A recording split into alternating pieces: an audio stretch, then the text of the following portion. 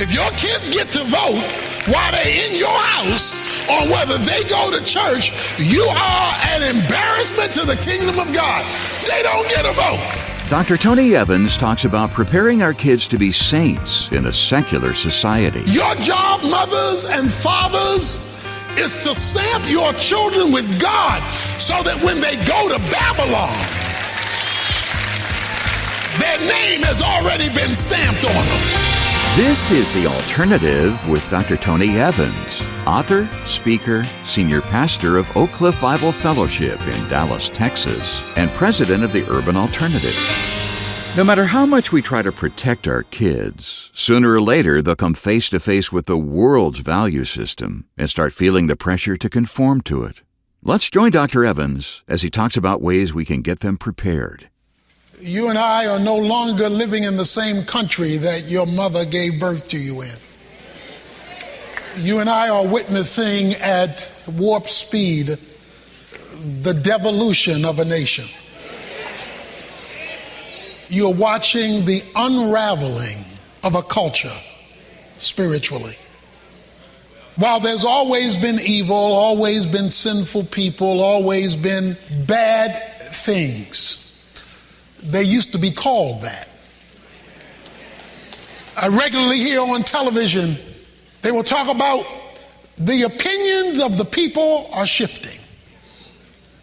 That they no longer view things as they used to view them. And the great tragedy is that the opinions of Christians are shifting with them. As though God checks with polls before he decides what is legit versus illegit. And as long as we keep church in the four walls, that's fine. But the moment you try to be Christian out there, you now become a problem. This was the situation in the book of Daniel. Verse 2 says, the Lord gave Jehoiakim, king of Judah, into his hand, that is, into the hand of Nebuchadnezzar. Nebuchadnezzar is the king of Babylon. Babylon is a secular society, a pagan society led by a man named Nebuchadnezzar. When God's people rebelled against God, he turned them over to secularism. That's where the story unfolds. He turns them over, he takes the vessels from the house of God, he invades the church. He brings them to the land of Shinar, to the house of his God. So the secular God takes over the Christian God. Then the king makes an order, verse 3, to Ashpenaz, the chief of the officials, to bring some of the sons of Israel, the creme de la creme, cream of the crop, including some from the royal family and the nobles, youth, teenagers, in whom there was no defect, who were good looking, showing intelligence in every branch of wisdom, endowed with understanding, discerning knowledge, who had the ability for serving in the king's court, and he ordered him to teach them the literature and language of the Chaldeans. In other words, let's get the next generation. Let's reshape their thinking into who we are, not where they came from. Let's get church up out of them. Let's get their God away from them, and let's reorient them. So how do they do that? The first thing they do is isolate them from their spiritual heritage. They remove them from Israel, from the house of God, to Babylon, to the house of idols, and they relocate them in order to re-educate them. Now, if you're going to a Babylonian school located in a Babylonian city by Babylonian teachers reading Babylonian literature, then you're going to start to think like a Babylonian. You're going to start to think like the culture's influence on you. And then let's add a little something to it. Let's entertain them. In verse 5, the king appointed for them a daily ration of the king's choice food and the wine which the king drank. And then let's do something else. Let's rename them. Their names coming out of Israel, verse 6, was Daniel, Hananiah, Mishael, and Azariah. But we're going to rename them. And look at the names. The names are Belteshazzar, Shadrach, Meshach, and Abednego. In other words, they're all Babylonian names. We're going to give you a secular name because you're part of this secular culture. So right now, we have to raise the question, why did they have to change the guys' names? Why can't you just call them what their mama called them? Why we got to change the name? So let's learn a little Hebrew right now. Two of the Hebrew boys' names back home when they were born and their mamas named them was Daniel and Mishael. Please notice that those two names end with L, E-L. The other two, Hananiah, Azariah, their names end with Aya, I-A-H.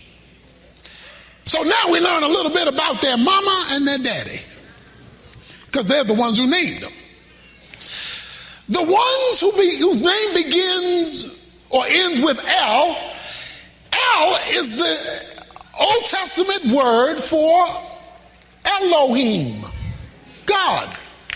It's the singular of the plural.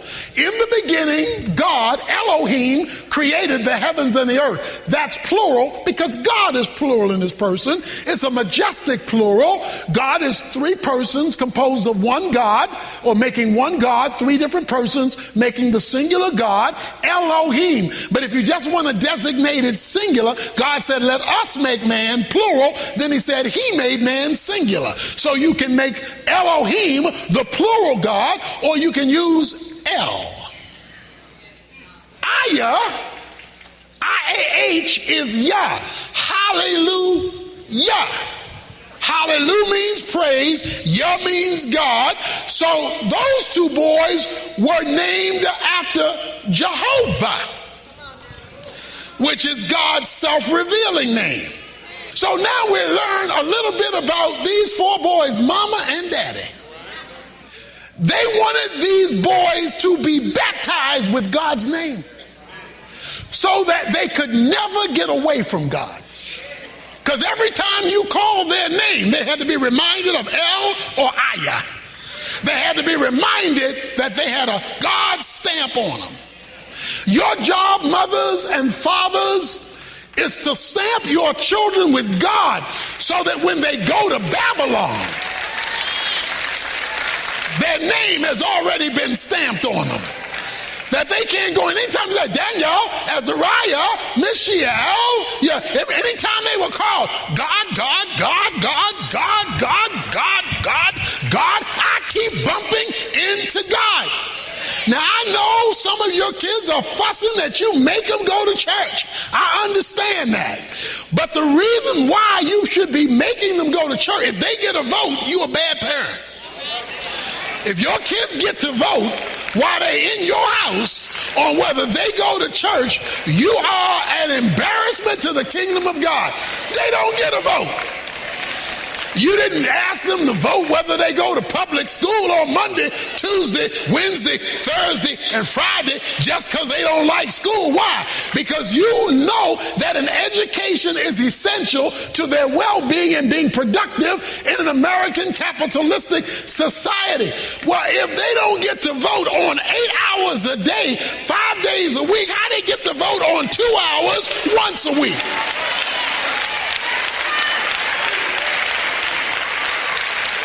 My father never gave me a vote. Do you want to go to church today? Not unless I lied and pretended like I was sick. And even then, I had to prove it. They don't get that vote. Why? Because when Babylon captures them in college, when Babylon captures them in society, when Babylon captures them by media, you want to make sure they got an L or an I on their name. In fact, the only reason some of us are in church today is because mama made you go to church, you got all misdirected at Babylon, but you couldn't get away from El and Aya. And so God had something to reel you back in on. You should be not only saying go, but what did you learn and what were you taught? And let's review it, and let's memorize it, and let's rehearse it, and let's have devotions on it. Because when Babylon gets them, it's going to try to rename them. Let's forget this L, let's forget this Aya. You now in Babylon. We're going to give you a secular name because you're part of this secular culture. But Daniel made up in his mind he would not defile himself with the king's choice food or with the wine which he drank. Daniel says, I got my limitations. But Daniel made up in his mind, that is, he established a boundary. Have you established a boundary for your kids? In fact, have you established a boundary for you on your job? But Daniel. Now, what exactly was Daniel thinking when he set up in his mind, come on, Daniel, what's wrong with eating food at the king's table? You got to eat somewhere. The king gonna take you to lunch. What's the problem? Remember, last part of Daniel's name is El, God. I can tell you what Daniel was thinking. Because see, he's raised in a theistic, God-centered environment. He's probably 15 or 16 years old when we read about him in Babylon. So he's had 15 or 16 years being raised in the house of God by a family that wanted him to remind him that he belonged to God, that was instilling him with God. He had that, and I know exactly what he's thinking. He's thinking Exodus 34, verses 14 and 15. For you shall not worship any other God. For the Lord, whose name is jealous, is a jealous God. He doesn't like competition. Otherwise, verse 15, you might make a covenant with the inhabitants of the land, and they would play the harlot with their gods and sacrifice to their gods, and someone might invite you to eat of his sacrifice. Stay with us. Dr. Evans will come back in a moment with more about how Daniel kept his spiritual identity intact. It's a job that's getting harder and harder in today's culture as we see spiritual decline going on around us with the division and despair it creates. But Dr. Evans says all that can change, and he explains how in his brand new book, Kingdom Citizen. It'll help you understand God's agenda for how his people should influence the world culturally and politically. Casting your ballot today is important, but learning to live like a kingdom citizen will make a far bigger impact, no matter who winds up in the White House. That's why we'd like you to have a copy as our gift, if you can help support Tony's ministry with a contribution of any amount. Just visit us at tonyevans.org. Make whatever donation God leads you to make and request your copy of Kingdom Citizen. It's that simple. Or call us at 1-800-800-3222 and one of our staff members will be happy to help you any time of the day or night. That's 1-800-800-3222. I'll repeat that information for you later on, but right now, here's Dr. Evans with more of today's message. Daniel Googled food in a foreign land. Up pops Exodus chapter 34, verses 14 and 15. I am a jealous God, and in the foreign land, they're going to try to feed you food that have been sacrificed to a foreign God and then ask you to come eat with them. You ought to be smart enough, Daniel, to know this food is not just about eating. This food is about fellowshipping around their God, because we've already been told in verses 1 and 2 that he took out of the house of God and brought into his house that served his God. He knew the food had been offered to God, so he knew to fellowship around the food was not just to eat, it was to fellowship with Babylon's God. Watch out when they invite you out to dinner. No, it may not only be about food. Like people who do business deals around food, they call you out, let's have lunch to discuss the deal. Daniel knew, let's have food to discuss the God. He knew that this was about eating, about idolatry, about the worship of another God. And I hope you understand that's what the culture is offering you today in the name of secularism, in the name of political correctness. What they're offering you is another God. He would not eat the king's food, but he did take the king's job. Because God is not asking you to isolate yourself from the culture. I mean, you got to work somewhere. You got to earn money doing something. He even wound up going to the king's school for 3 years. He went to a secular university.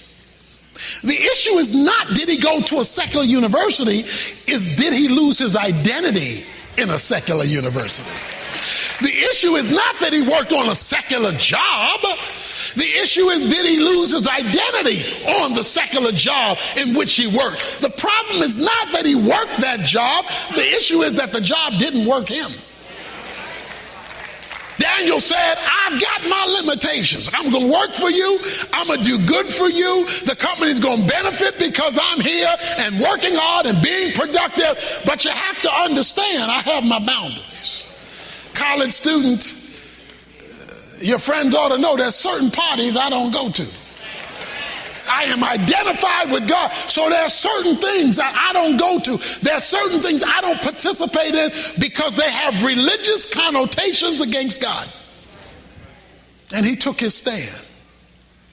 Now watch this. Verse 9. Now God granted Daniel favor and compassion in the sight of the commander of the officials. Okay, wait a minute. Stick with me here. In verse 8, but Daniel. In verse 9, now God. You don't get now God until you first get but Daniel. Everybody wants God's favor, God's compassion, God's blessing when they've made absolutely no commitment. They haven't said, I'm taking my stand with God and then see now God. We want to see God now. Like we want to be blessed first. And then we promise what we're going to commit after we get blessed. That's called backwards Christian soldiers. Daniel takes a stand, but Daniel. And then you see God show up. Now God. God bless me on my job when nobody knows you're a Christian but you. Remember the verse? The verse says, I am a jealous God. So whenever we join the world and then still expect God's blessing, that's a contradiction. You can't join the world that's offering you a competitive God and at the same time say, Lord, bless me. Every Sunday people come to church, I want my blessing. When they go out on Monday, they eat the food of another God. Verse 8 comes before verse 9. I don't miss this, don't miss this, don't miss this. It says, but Daniel made up his mind. God didn't make up his mind for him. God's not going to make the decision for you. He will honor the decision if it's the right one made, but he will not make the decision for you because then you're no longer the free agent he created you to be, but he will respond to the right decision. You're saying, God, bless me in my career. And God's trying to see whether you've made up your mind. Are you taking him into that career, or you just want him to bless you even though you're going to forget him in your career? This is radical stuff. It used to not be radical stuff because a lot of the people that were around you were like you. Now you will find yourself like Daniel and the 3 Hebrew boys, the odd man out. To make up your mind and not go with the crowd and not be politically correct, you're going to find yourself the odd ball. Let me tell you now, when you don't go with what's politically correct, when you seek to be a Daniel in a Babylon and still retain the L on your name. I ain't talking about going to church. I'm talking about not compromising with the standards of God in order to be accepted by the culture. Oh, but I love verse 9 because verse 9 says, now God, after we get a but Daniel. So give God a but Betty, a but Ralph, a but Ruth, a but James, and let's see what a now God looks like. Let's see what now God looks like when he sees you have made up your mind. Student, when you go to that secular university, let's see what God can do with you when he sees you made up your mind. And then he comes in on the back end saying, now I can do something with that. because I understand that you made a decision for me in a secular society. America is primed for decline. You're watching a generation without conscience. I hope you're seeing it. All this stuff that you're seeing kids doing at younger and younger age is because they have no conscience. They don't have a sense of this is wrong, this is shameful. They don't feel that bad about it, because all the systems out there has made it sound like it's okay, and everybody's doing it, and you don't have to feel bad about it, and it's no longer sinful, it's no longer evil, it's no longer something you should refrain from, it's no longer something you should say that's not right. Yeah, I did it and it was wrong. It's now the in thing. And yes, you are going to look weird because you're living in a culture that says it's no longer weird. So you're going to look strange when you make up your mind that that's not how I roll, because I got L on the back of my name, or Aya on the back of my name. And how did you get L on the back of your name and Aya on the back of your name? And then you can say, let me tell you about my mama and my daddy. They named me this, and every time I looked up, it was God this and God that, and Jesus this and Jesus that, and the Bible this and the Bible that. Yeah, your kid's not going to like it. It's going to get on your nerve. But when Babylon tries to own them, you've given them a name to remember and something to reel them back in if they depart. Train up a child in the way he should go, and when he is old, he will not depart from. You will give God a fishing reel and a line to reel them back in on. So don't think you're wasting your time when you pray with them and pray for them and ask them, what did you learn in Sunday school, and have devotions with them. I know they're falling asleep. I know they're not paying attention. I know it looks like they're not interested. But if you give them L on the back of their name, Aya on the back of their name, you have given them something for God to use when Babylon takes over. Dr. Evans will come back in a moment to wrap up our time together with a final word of encouragement. First, though, there's a lot more to today's message than we had time to present on the air. So check with us for details on getting a full-length copy of the message called Saints in a Secular Society. Better yet, get it as a part of Tony's 14-lesson collection called Turning a Nation to God. It's a hard-hitting look at what it means to be a citizen of heaven living in a place called America. Get a copy for yourself and one to share with your church. Just visit us at tonyevans.org for the details. While you're there, don't forget to request Tony's brand new book, Kingdom Citizen. As I mentioned earlier, we're offering it as our thank you gift when you make a contribution of any amount, large or small, to help keep Tony's teaching on this station. Get your copy today by visiting tonyevans.org or give us a call at 1-800-800-3222, where we have staff members standing by day and night to help you with your resource needs. Again, that's 1-800-800-3222. Our government plays a vital role in keeping society from coming apart at the seams.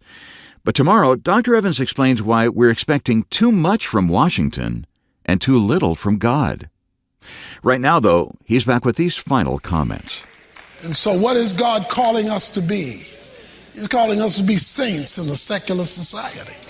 He's calling us to go against the grain when the grain is going against God. Because that system out there is sophisticated. Nebuchadnezzar has got this thing organized to keep God out, to redefine value systems, to redefine morality, to redefine order, to redefine. That system has been set up to own you. That is, unless you know your name. The Alternative with Dr. Tony Evans is brought to you by the Urban Alternative and is made possible by the generous contributions of listeners like you.